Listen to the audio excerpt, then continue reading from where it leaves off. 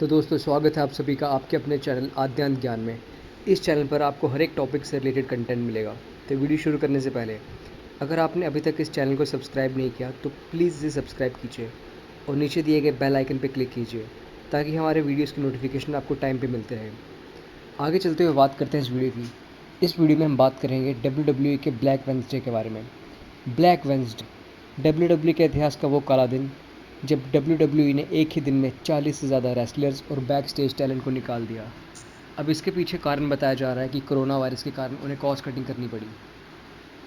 कौन कौन से ऐसे रेसलर्स और टैलेंट हैं जिन्हें निकाला गया है वो हम आगे देखेंगे इस वीडियो में। चलिए शुरू करते हैं। तो इस लिस्ट में सबसे पहला नाम आता है रूसेव का। जी हाँ, आपने बिल्कुल सही सुना, रूसेव। रूसेव को तो आप सभी जानते ही होंगे। रूसेव और लाना एक WWE पावर कपल। रूसेव जब रेसलिंग में आए थे तो उन्होंने काफ़ी शानदार तरीके से अपना डेब्यू किया और इनका इम्पैक्ट भी काफ़ी ज़ोरदार था। ये एक ब्रॉलर रेसलिंग स्टाइल है करते हैं और इनका रेसलिंग स्टाइल, इनका फिनिशिंग मनूवर, इनका फाइटिंग स्टाइल, इनका अटायर।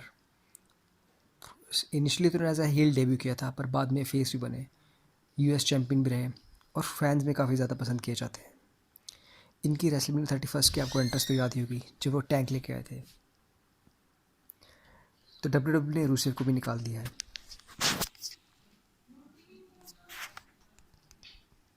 लिस्ट में अगला नाम है कर्ट एंगल का। जी हाँ, शॉकिंग, मेरे लिए भी शॉकिंग था। क्योंकि उन्होंने रेसलिंग को जिस लेवल पर रेसलिंग आज है उस लेवल तक रेसलिंग को पहुंचाने में कर्ट एंगल का बहुत बड़ा योगदान है। वो WWE में थे, TNA में भी रहे और दोबारा WWE में आने के बाद काफ़ी अच्छे उन्होंने मैचेस भी खेले। उनके ट्रिपल एच, स्टोन कोल्ड के साथ फ्यूड्स, अंडरटेकर के साथ फ्यूड्स सबको याद ही होंगे। नहीं तो उनका जो किट रिलीज़ कर दिया है, कॉस्ट कटिंग। अगली जो एंट्री हो शायद आप सबके लिए सबसे शॉकिंग एंट्री हो सकती है, गैलोज एंड एंडरसन। जी हाँ, OC, एजे स्टाइल्स के tag team partner, original bullet club के मेंबर्स। CM पंक की जो स्ट्रेट एज सोसाइटी थी 2011 में जो एंगल चला था, सेरेना डेप और लूक गैलोज उसमें भी मेंबर थे। तो उन गैलोज और कार्ल एंडरसन दोनों को निकाल दिया गया है। दोनों काफ़ी ज़बरदस्त रेसलर हैं, काफ़ी अच्छे परफॉर्मर, क्राउड ड्राइंग प्रॉवर भी है, बट फिर भी WWE ने निकाल दिया एज ए कॉस्ट कटिंग। अब इस लिस्ट में जो अगली एंट्री है वो पर्सनली मेरे लिए सबसे शॉकिंग एंट्री थी, क्योंकि मैंने एक्सपेक्ट नहीं किया था कि WWE उन्हें भी रिलीज़ कर देंगे। आप लोगों के लिए शायद इतना शॉकिंग ना हो पर ये मेरे लिए काफ़ी शॉकिंग था। मैं बात कर रहा हूँ EC3, ईथन कार्टर III की। EC3 इससे पहले भी WWE में रेसलिंग कर चुके हैं, डेरिक बैटमैन के नाम से। WWE ने प्रॉपर्ली यूटिलाइज़ नहीं किया, उन्हें रिलीज़ कर दिया। तो उसके बाद वो TNA में गए और एक अच्छे लेवल पे पहुँचे TNA में। उसके बाद WWE की जो पॉपुलैरिटी बढ़ती हुई देखी तो WWE ने उन्हें वापस कॉन्ट्रैक्ट ऑफर किया पर उन्हें दोबारा NXT में भेजा गया, क्योंकि WWE को लगा कि उन्हें थोड़ी पॉलिशिंग की ज़रूरत है। NXT में भेजने के बाद उनके काफ़ी अच्छे मैचेस हुए वेलवेटीन ड्रीम के साथ और NXT में वो काफ़ी ज़्यादा अच्छे रहे। उनकी सबसे अच्छी कैपेबिलिटी यही है कि उनकी फ़िज़िक काफ़ी अच्छी है और वो काफ़ी अच्छे प्रोमोज कट कर सकते हैं। वो बिल्कुल क्राउड के साथ जुड़ जाते हैं। WWE ने उन्हें मेन रोस्टर पे, जो मैं उनका मेन प्राइमरी शो है रॉ स्मैकडाउन, उन पे आने के लिए उन्हें एक रॉ पे आने का मौका दिया और सिर्फ 2.5 मिनट में उन्होंने रॉ में आके जॉन मॉक्सली यानी कि उस समय के डीन एम्ब्रोस को हरा दिया। अब आप खुद ही सोचिए कि 2.5 मिनट में उन्हें अपनी पूरी टेक्निकल स्किल्स शोकेस करने का मौका भी नहीं मिला। तो WWE ने EC3 का भी बाय बोल दिया है। लिस्ट में अगली एंट्री है ड्रेक मैवरिक की। ड्रेक मैवरिक जो 6 बार WWE 24/7 चैंपियन रह चुके हैं और काफ़ी अच्छी फाइट्स करते थे। WWE ने उन्हें भी बाहर का रास्ता दिखा दिया है। आगे उनकी वीडियो देखेंगे हम जिसमें वो काफ़ी रो रहे हैं। So I just got off the phone with WWE Talent Relations' Mark Carano that has told me that as of today I have been released from my WWE contract. There's a lot of people I'm not going to get a chance to say goodbye to that I really loved and I really cared about. इसके बाद list में आते हैं Eric Rowan. Eric Rowan तो आपको याद ही होगा, जो ब्रे वाइट की वाइट फैमिली के मेंबर थे। जी हाँ, ब्रे वाइट, लूक हार्पर और एरिक रोवन, ये तीनों के काफ़ी इंटिमिडेटिंग स्टेबल बनाते थे। बहुत ज़बरदस्त रेसलर थे पर WWE इन्हें भी यूटिलाइज़ नहीं कर पाई। फिलहाल उन्हें भी रिलीज़ कर दिया गया है। इनका तो रिकॉर्ड भी था, शायद आपको याद होगा, सिर्फ 6 सेकंड में WWE ने इन्हें हरा दी थी रॉक से, सिर्फ 6 सेकंड में। लिस्ट में अगली एंट्री है कर्ट हॉकिंस की। इनके नाम एक ऐसा यूनिक रिकॉर्ड है जो कोई भी रेसलर अपने नाम करना नहीं चाहेगा। ये डब्ल्यू में लगातार 269 मैचेस हार चुके हैं। जी हाँ, लगातार 269 मैचेस। और इनकी जो विक्ट्री हुई थी 269 मैचेस के बाद, ये हुई थी रेसलमेनिया 35 में, जब ये टैग टीम चैंपियन बने थे अपने पार्टनर जैक राइडर के साथ। ये 2 बार डब्ल्यू टैग टीम चैंपियन रह चुके हैं और दोनों ही बार जैक राइडर के साथ। अब डब्ल्यू ने इन्हें भी बोल दिया है कि भैया अब जा सकते हैं। कर्ट हॉकिंस के साथ ही उनके tag team partner Jack Ryder को भी डब्ल्यू ने बोल दिया कि आप भी जा सकते हैं। जैक राइडर 2007 से डब्ल्यू में है, पर डब्ल्यू ने कभी उन्हें सीरियसली कंसिडर नहीं किया। 2011 में उनका एक शो आया था, जी लॉन्ग आइलैंड स्टोरी। उसके बाद फैंस ने काफ़ी ज़्यादा उन्हें पुश किया और डब्ल्यू को भी रिक्वेस्ट की कि आप इन्हें पुश कीजिए। इसी वजह से उन्हें टाइटल शॉट भी मिला। वो टैग टीम चैंपियन रह चुके हैं 2 बार कर्ट हॉकिंस के साथ। लिस्ट में अगला नाम है माइक और मरिया कैनालिस का। इन दोनों ने भी रिसेंटली डब्ल्यू को ज्वाइन किया था पिछले साल ही। इवन तो मरिया इससे पहले 2005 से लेकर 2010 तक डब्ल्यू में रही थी, और माइक कैनालिस ने अभी रेसलिंग को ज्वाइन किया था डब्ल्यू को। उससे पहले वो इम्पैक्ट में भी थे। एक अच्छे मिड कार्डर रेसलर थे माइक कैनालिस, पर डब्ल्यू ने उन्हें भी प्रॉपर्ली यूटिलाइज नहीं किया। डब्ल्यू में माइक और मरिया कैनालिस दोनों ही 24/7 चैम्पियन रहे हैं, और अब डब्ल्यू को उन दोनों की भी ज़रूरत नहीं थी, इसलिए डब्ल्यू ने उन दोनों को भी रिलीज़ कर दिया है। लिस्ट में अगली एंट्री है एरिक यंग की। अगर आप डब्ल्यू के अलावा बाकी रेसलिंग भी फॉलो करते हो तो आपको पता होगा एरिक यंग काफ़ी एक्सपीरियंस रेसलर है, जो TNA में इम्पैक्ट में अच्छी रेसलिंग करते थे। डब्ल्यू ने उन्हें NXT में बुलाया। NXT ब्रांड में वो सैनिटी टैग टीम में के लीडर थे। उसके बाद वो एज ए प्रोड्यूसर ही प्राइमरली काम कर रहे थे।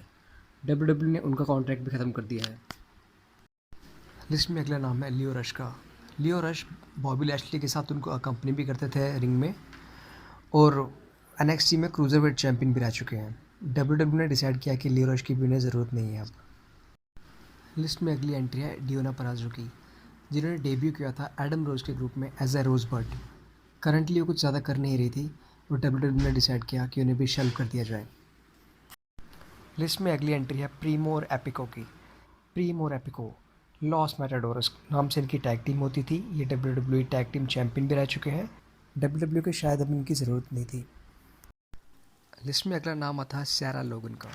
सैरा लोगन आपको पता ही होगा अगर आप रेसलिंग देखते हैं तो, जो रायट स्क्वाड है, रूबी रायट, लिव मॉर्गन और सैरा लोगन, ये तीनों काफ़ी अच्छा स्टेबल था इनका भी, पर डब्ल्यू ने इन्हें भी रिलीज़ कर दिया है कॉस्ट कटिंग का बोलते हुए। लिस्ट में अगली एंट्री है हीथ स्लेटर की। हीथ स्लेटर ओरिजिनल नेक्सिस के मेंबर भी थे, उसके बाद 3MB के मेंबर भी थे। 3MB में जिनमें जिंदर महाल भी डब्ल्यू चैंपियन बने, और करंट चैंपियन है ड्रू मैकिंटायर। पर हीथ स्लेटर की किस्मत में कुछ इतना था नहीं, इसलिए डब्ल्यू ने उन्हें भी बाय कर दिया है। अगला नाम इस लिस्ट में है नो वे होजे का।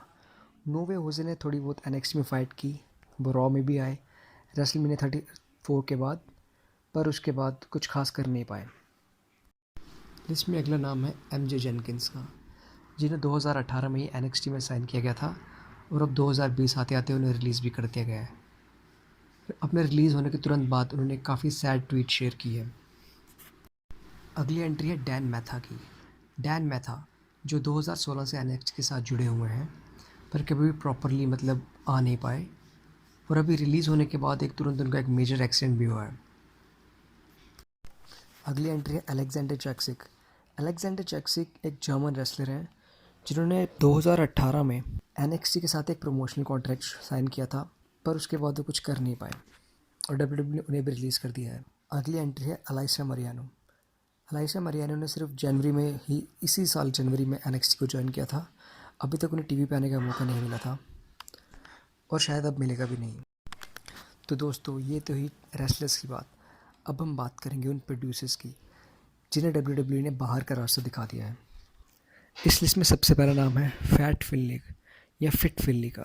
फिनले तो आप सभी को याद ही होगा, काफ़ी देर से वो रेसलिंग कर रहे हैं। फिनले और हॉर्नस्वैगल का वो एंगल भी आपको याद रहेगा, जिसमें उनके और जेबल के काफ़ी अच्छे मैचेस भी हुए थे। करंटली वो एज ए प्रोड्यूसर डब्ल्यू में काम कर रहे थे, पर डब्ल्यू को लगा कि शायद उनकी भी ज़रूरत नहीं है, और कॉस्ट कटिंग के लिए उनको निकाल देना चाहिए। लिस्ट में अगला नाम है माइक रोटुंडा का। माइक रोटुंडा अगर मैं बोलूँ तो शायद ज़्यादा आप लोग पहचानते नहीं होंगे, बट अगर मैं IRS बोलूँ तो आप लोगों को थोड़ा सा याद आएगा। जी हाँ, मैं उन्हीं की बात कर रहा हूँ। वो माइक रोटुंडा जो ब्रे वायट और बो डेलिस के फादर हैं। वो Mike Rotunda as a producer act कर रहे थे, पर उनको भी निकाल दिया गया है।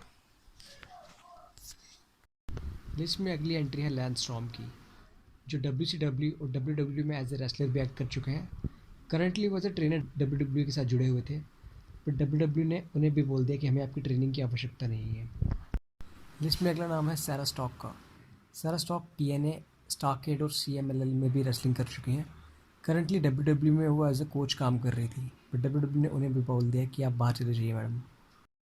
लिस्ट में अगली एंट्री है ग्रेगरी शेन हेल्म्स यानी कि हरिकेन और बिली किडमैन की। दोनों काफ़ी पुराने रेसलर हैं और WCW और WWE में रेसलिंग कर चुके हैं।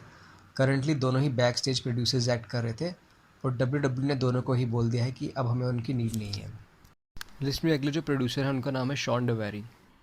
WWE में जो ग्रेटेस्ट रॉयल रंबल इवेंट था सऊदी अरेबिया में, उसमें उन्होंने अपने भाई आर्या डेवेरी के साथ फाइट भी की थी। उन्हें भी बोल दिया है कि आपकी रिक्वायरमेंट नहीं है। लिस्ट में अगली एंट्री पैट बक की है, जो सिर्फ अगस्त 2019 में ही आए थे। खुद एक फॉर्मर रेसलर है और उनकी खुद की रेसलिंग कंपनी है रेसल प्रो रेसलिंग प्रमोशन के नाम से। उन्हें भी निकाल दिया गया है। आगे बढ़ते हुए बात करते हुए रेफरीज के बारे में जिन्हें निकाल दिया गया है। तो रेफरीज में नाम आता है रेफरी माइक चियोडा का और स्कॉट आर्मस्ट्रांग का। स्कॉट आर्मस्ट्रांग हालांकि एज ए प्रोड्यूसर भी एक्ट कर रहे थे, पर माइक चियोडा पिछले 31 साल से WWE में थे और WWE ने उन दोनों को भी बाय कर दिया है। कुछ और साइलेंट हीरोज़ भी थे जिन्हें WWE ने परमानेंटली साइलेंट कर दिया निकाल के, जैसे कि कोचेस सरीना डेब, केंडो कैशन, क्रिस गाई, अनाउंसर्स एडन इंग्लिश, जेरी सोटो और राइटर एंड्रिया लिस्टनबर्गर, जशाया विलियम्स जो सोशल मीडिया टीम के अनाउंसर थे और जॉनी क्वेस्टो जो एक अनाउंसर थे। इन सभी को भी WWE ने निकाल दिया है।